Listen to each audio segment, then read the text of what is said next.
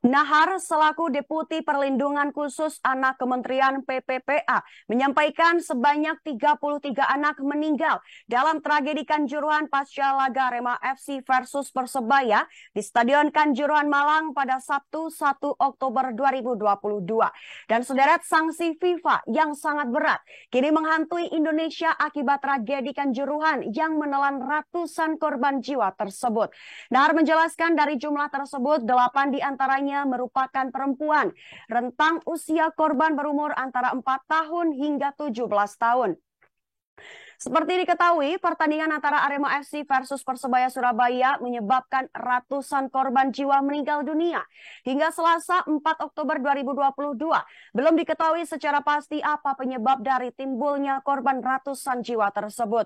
Beredar kabar bahwa gas air mata yang digunakan oleh aparat menjadi pemicu kepanikan para supporter, sehingga menyebabkan beberapa penonton terhimpit karena berdesakan ingin keluar dari stadion. Faktor lain adalah tertutupnya pintu-pintu stadion saat para supporter berhamburan ingin keluar. Dugaan-dugaan itu kini bahan investigasi dari tim gabungan independen pencari fakta yang telah dibentuk pemerintah untuk melakukan investigasi terhadap kasus tragedi sepak bola di Stadion Kanjuruhan, Malang, Jawa Timur. Total ada 125 korban jiwa dalam tragedi Kanjuruhan, tetapi masih ada kemungkinan korban akan bertambah. Pasalnya, saat ini masih banyak korban luka berat yang dirawat di rumah sakit.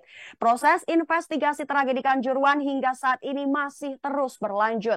Tim gabungan independen pencari fakta yang dipimpin oleh Menko Polhukam Mahfud MD juga terus melakukan pencarian fakta kejadian. Dalam tim tersebut ada beberapa praktisi seperti Nugroho Setiawan, satu-satunya orang Indonesia yang memiliki lisensi FIFA dalam security officer. Di sisi lain, Kapolri Listio Sigit juga menurunkan tim untuk mendalami SOP penanganan di tempat kejadian. Masyarakat Indonesia berharap dari kejadian ini, PSSI dan LIB melakukan evaluasi besar-besaran. Meninggalnya 125 orang yang di dalamnya ada 33 anak sudah seharusnya menjadi alarm bagi PSSI dan LIB untuk berbenah. Di sisi lain, sederet sanksi FIFA yang sangat berat kini menghantui Indonesia akibat tragedi Kanjuruhan yang menelan ratusan korban jiwa.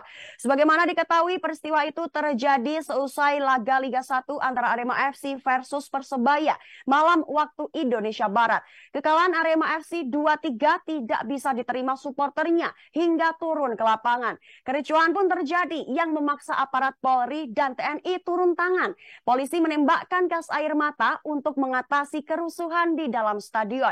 Padahal cara itu melanggar FIFA Security Code pasal 19B yang berbunyi senjata atau gas pengontrol kerumunan tidak boleh dibawa atau digunakan.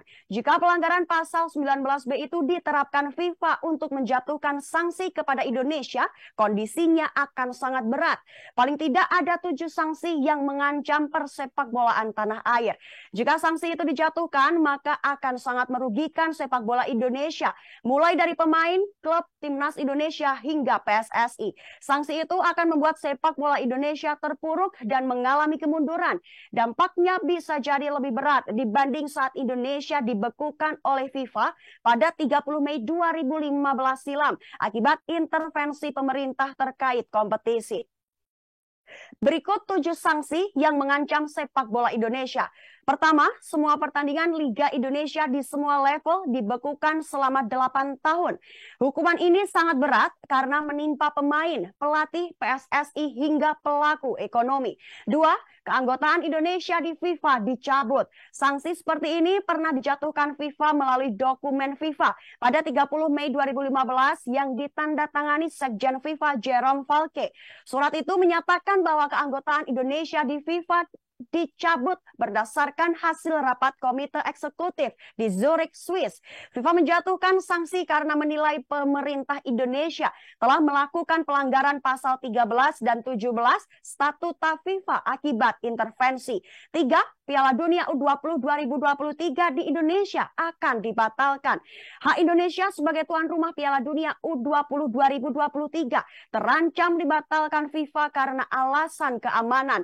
Pesta akbar itu dijadwalkan pada 20 Mei hingga 11 Juli 2022 di 6 kota Indonesia. 4.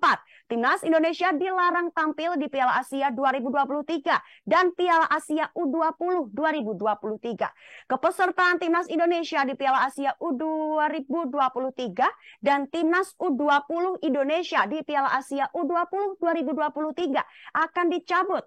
Timnas Indonesia sudah lolos ke Piala Asia yang akan digelar 16 Juni 2023. Sedangkan Piala Asia U20 digelar di 1 sampai 16 Maret 2023 di Uzbekistan. 5. Poin ranking FIFA Timnas Indonesia dikurangi. Sanksi ini mungkin tidak seberat sanksi 1 hingga 4. Peringkat terbaru Indonesia 152 hasil FIFA Matchday September lalu akan turun drastis. Artinya perjuangan Sinteyong dan pasukannya yang mengebohkan dunia dengan menumbangkan Kurakau 2 kali akan sia-sia. 6. Kompetisi Indonesia tanpa penonton. Sanksi lain yang cukup berat adalah melarang penonton ke stadion untuk menyaksikan pertandingan. Ini bisa berlangsung dalam waktu sangat lama.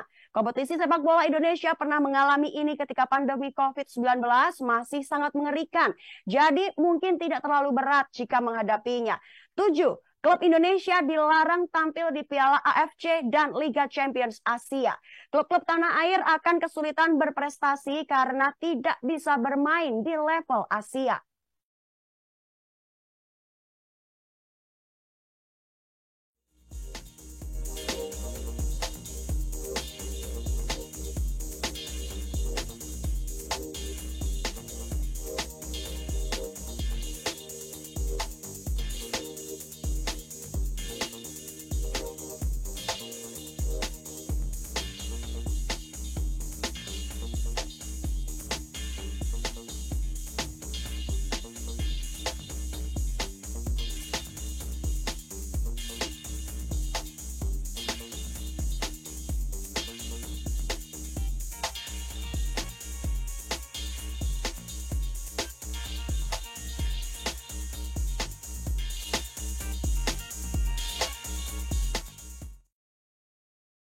Terima kasih sudah nonton. Jangan lupa like, subscribe, dan share ya.